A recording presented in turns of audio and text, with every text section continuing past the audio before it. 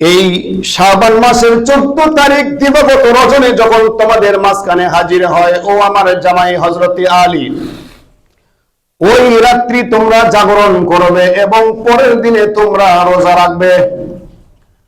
ওই রজনী তোমরা জাগরণ করবে তোমরা, ওই দিনে ওই রাত্রে ইবাদত বন্দেগী করবে এবং পরের দিনে রোজা রাখবেন। নবীজি বলেন, ইজা কানাত লাইলাতুন নিসফি মিন শাবান ফাকুমু লাইলাহা ওয়া সুমু ইয়াওমাহা।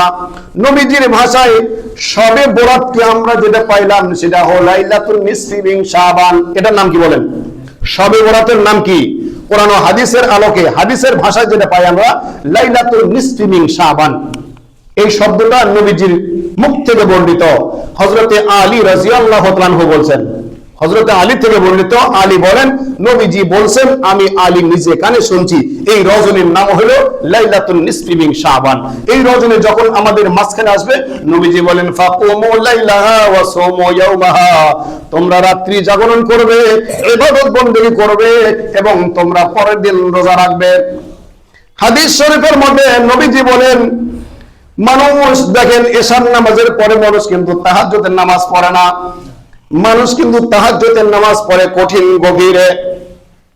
সূরা মুজাম্মিলের তাফসীরের মধ্যে আছে, নবীজি এশার নামাজ পড়ে যখন ঘুমায়া যাইতেন, আল্লাহ পাক নবীজি যদি উঠতে দেরি হইতো, আল্লাহ পাক নিজেই নবীজিকে জাগ্রত করে দিতেন, হে নবী দাঁড়ান, নিসফাহু আবিনকুস মিনহু কলিলা, নিসফাহু আবিনকুস মিনহু কলিলা, আপনি রাতের কিছু অংশ আমি আল্লাহ তাআলার কাছে নামাজ পড়েন, ওয়ারাতিলিল কুরআন তারতিলা, এবং কোরআনুল কারীমের তেলাওয়াত আমি আল্লাহর কাছে করতে থাকেন।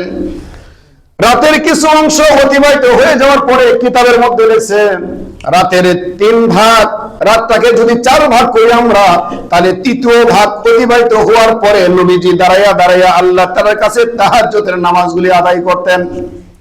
তাফসীরের কিতাবের মধ্যে লেখছে, কিন্তু শাবান মাসের 14 তারিখ দিবাগত রজনী যখন আমাদের সামনে হাজির হয়, নবীজি বলেন ওই দিন আর রাতের 3 প্রহর 3য় অংশ অতিবাহিত হওয়ার পরে আল্লাহ তাআলা প্রথম আসমানে আসেন না।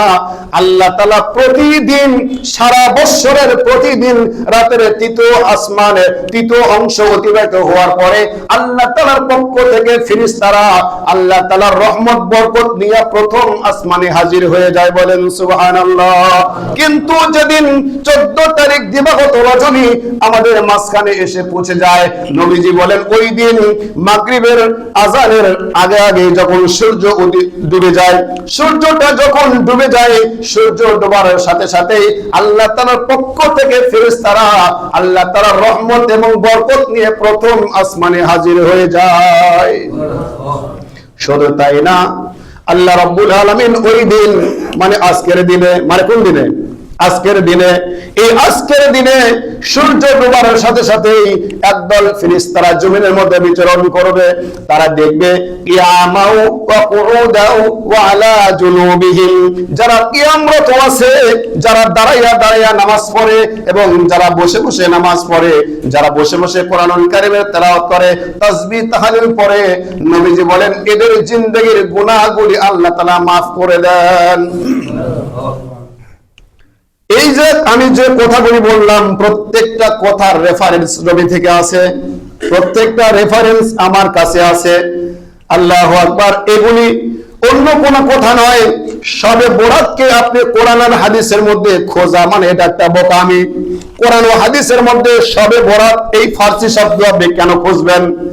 নামাজ যেমন কোরআনে নাই, রোজা যেমন কোরআনে নাই ফার্সি শব্দ, শবে বরাত এটাও ফার্সি শব্দ, এটা কোরআনে খোঁজা মানে এটা হলো বোকামির পরিচয়।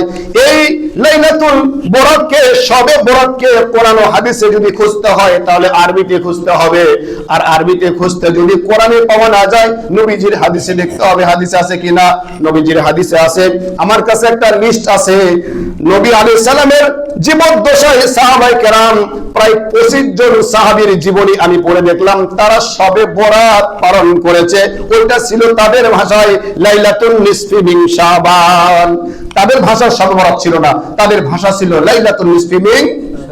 ওই দিনে লাইলাতুল নিসফি মিন শাবান আর আমরা যেটা বলি শবে বরাত, দুটো এক জিনিস না ভিন্ন জিনিস? এই ভিন্ন জিনিস বলে যারা মুসলমানদেরকে ইবাদত বন্দেগী থেকে যারা দূরে রাখতে চায়, আমার মনে হয় হয়তো তারা কোনো ফিতনা বাজাতে চায়, অথবা কোরআন ও হাদিসের জ্ঞানের পরিধি তাদের ভিতরে কম পাওয়া যায়। নইলে কেন দূরে রাখবে তারা? দূরে রাখার কোনো অপশন নেই। এই যে লাইলাতুল, এই যে বরাত, শবে বরাতের মধ্যে কি হবে?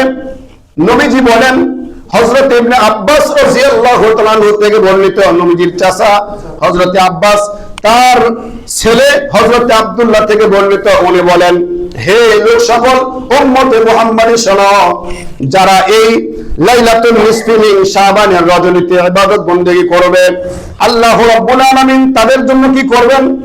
এই দিনে, এই রাত্রিতে আল্লাহ রাব্বুল আলামিন সমস্ত মানুষের আমল সম্পর্কে নির্ধারণ করে ফেলেন। কি করেন? এই আগামী বছর পর্যন্ত কতগুলো মানুষ মারা যাবে এটা লিপিবদ্ধ করা হয়, কতগুলো মানুষ জন্মগ্রহণ করবে, বাচ্চা জন্মগ্রহণ করবে, তাদের লিস্ট লিপিবদ্ধ করা হয়। কোন মানুষ কতটুকু রিজিক খাবে, কার হায়াত আছে কার হায়াত নাই, এটা চূড়ান্ত করা হয়। কি করা হয়? চূড়ান্ত করা হয়। ছোট্ট একটা উদাহরণ দিলে বুঝবেন। আমরা যখন কেউ কোনো পরীক্ষা দেই, পরীক্ষার সাথে সাথেই কিন্তু রেজাল্ট বের হয় না, মাত্র কয়েকদিন দেরি হয়। হযরতে আব্বাসের ছেলে হযরতে আব্দুল্লাহ বলেন, এই লাইলাতুল বরাতের, এই শবে বরাতের রজনীতে ইবাদত বন্দেগী করলে আল্লাহ তাআলার কাছে পরীক্ষা দেওয়ার পরে খাতাগুলি যেমন জমা হয়, কিছুদিন পরে তার রেজাল্ট বের হয়, ঠিক তেমনি ভাবে উদাহরণ, ইবাদত বন্দেগী করবা অথবা যারা করে নাই সকলের আমলনামা আল্লাহ তাআলার কাছে দেওয়া হবে। আল্লাহ তাআলা ওটা রমজান মাসের মধ্যে একটা রজনী আসবে, যে রজনীটার নাম হলো লাইলাতুল কদর। ওই রজনীতে এটাকে চূড়ান্ত ফয়সালা করে, লিপিবদ্ধ করে আল্লাহ তাআলা বিভিন্ন ফেরেশতাদের কাছে তাদের লিস্টটা ধরিয়ে দেয়। যেমন হযরত মিকাইলের কথা